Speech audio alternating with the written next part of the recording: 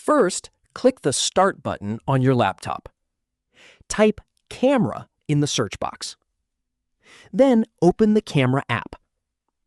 Once the Camera app opens, make sure your webcam is working properly. On the right side of the screen, click the video icon to switch from photo mode to video mode.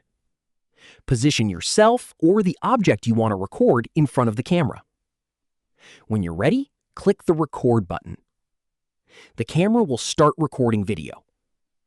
While recording, you can click the Pause button if you want to temporarily stop the recording.